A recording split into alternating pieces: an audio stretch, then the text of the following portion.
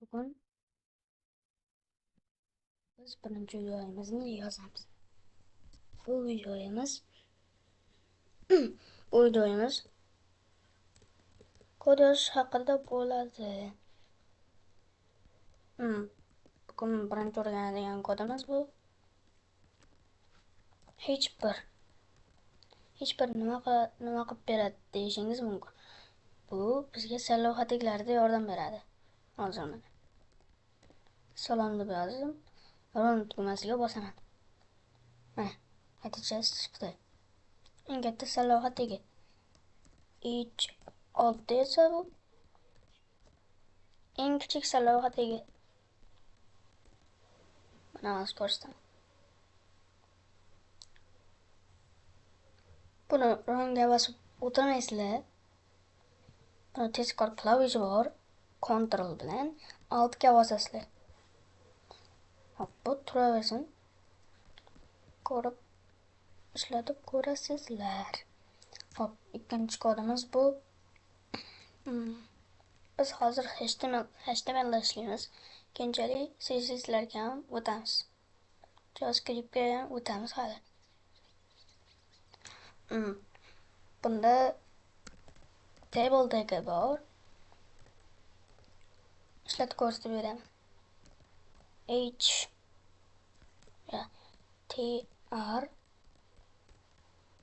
TRTH salom. Yo'q. Bir. To'rtta bir yozdim. Mana shuni copyright etib olamiz. Copyright etishni bilmasanglar, mana bu mishkani 2 marta bosasizlar, keyin bunaqa bunday chiqadi. Mana bunday rang. O'shanda Ctrl C tugmasini bosasizlar. Ruschadagi C. Chiqarish uchun Ctrl V. 3 ta qilamiz.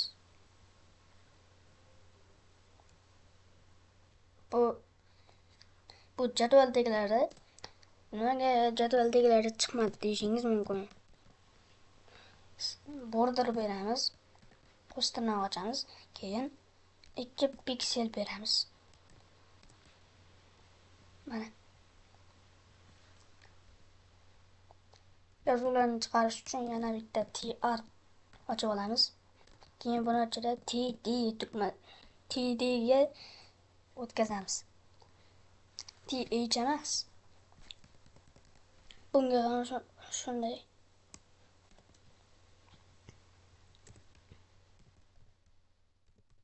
Bunga shunaqa qilamiz. Tagidan paydo bo'ladi. Mana. Bu qalin bo'ladi o'zi.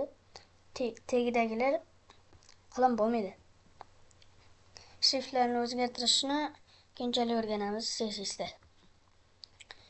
Hop. Bizda yana qanaqa tugmalar bor edi? Tugma ham bor. Kodlar. Bizda misol uchun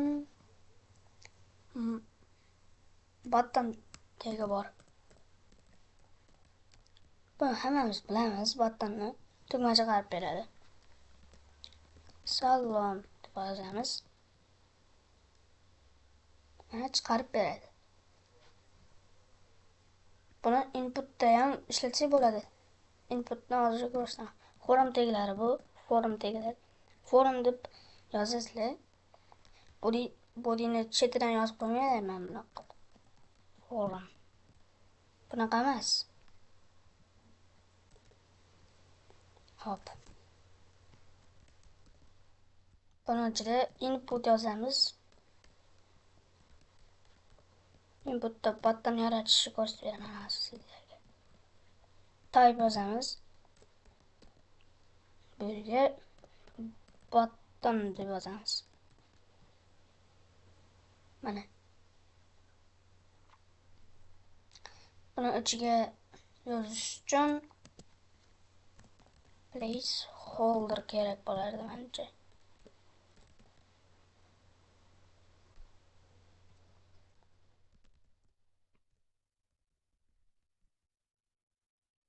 Yo'q, placeholder. Salom. Qanaqa edi esimda yo'q. Qanaqa qilish esimda yo'q. Bunda label tagi bor. Label bilan yozardi menimcha. Salom deb ko'raylikchi. Ya.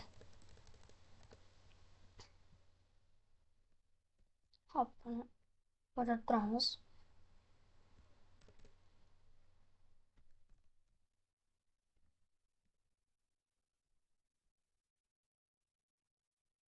Yo'q, esimda yo'q.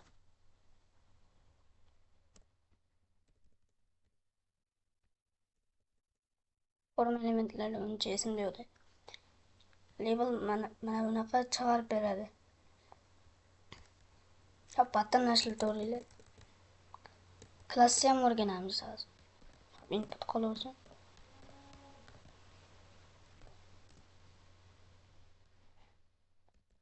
Type. Pattern.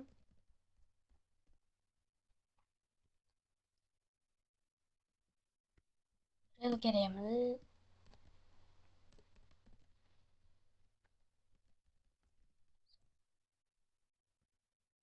Ya. Hop. Patterlar bilan ishlayotganimizda patterlar juda ham ko'p bo'lishi mumkin. Shuning uchun class yoki id kerak bo'ladi. id ni bir marta tashlashcha bo'ladi faqat.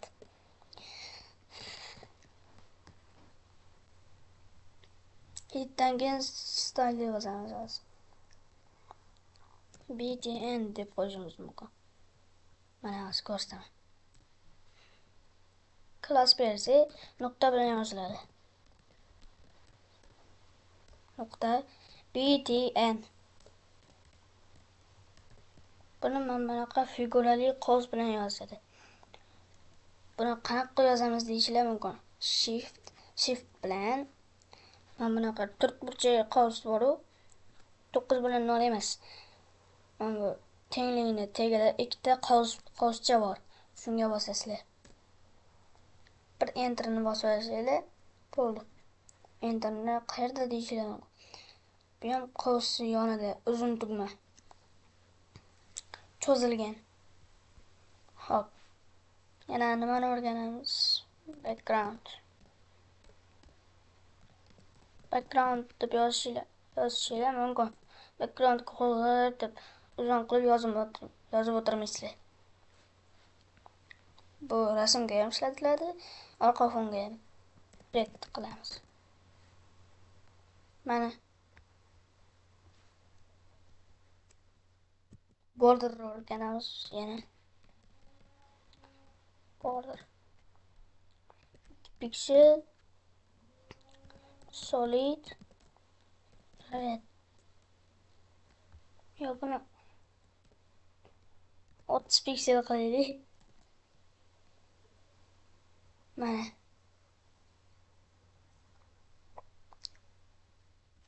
Hop.